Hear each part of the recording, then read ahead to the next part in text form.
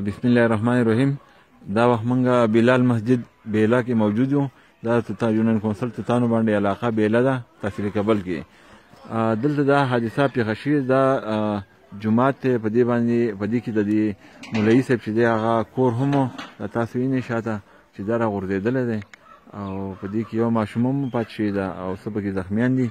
دلته یو مشر دی زموږ سره د دې بیلې دغه نه تپوس کوو چې دا جومات په خوا کې زموږ کور دی، دا ګاونډي کور دا زموږ دی. دا حادثه څنګه پیښه شوه؟ دا حادثه چې پیښه شوه که نه چې دا ستن چې ده دا ستن د دې جومات ته دا چاودلې وه. دا چاودلې وه د دې نه سیخان یې کاږه شوي سیخان یې کاږه شوي نو موږ لکه دا ستن دغه کوله موږ چې دې ستنې څخه غم وکړو اورې که نه. او د موږ دا خبره په خوله کوه او بره د ملا واړه په دې برج خانه کې به ډوډۍ خوړه یا به چچل کاوه.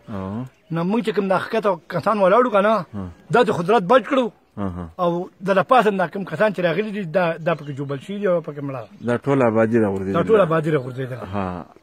یو ماشوم پکې وفات شوی دی. یو ماشوم پکې وفات شوی دی. زخمیان پکې څو دي؟ زخمیان پکې دوه دي که نه؟ دوه تنه زخمیان دي. او دا مولوي صاحب څه نوم دی او دی رقم دی؟ محمد سعید نومېده. محمد سعید. او دی شانګلي اوسېدونکی دی. دلته امامتي کوي. دلته امامتي کوله پیش امام و زموږ. پنځه شپږ کلونه دلته. ٹھیک شو جی. دا نورګیره څونه عمر واسه؟ دا ماشوم څه عمر؟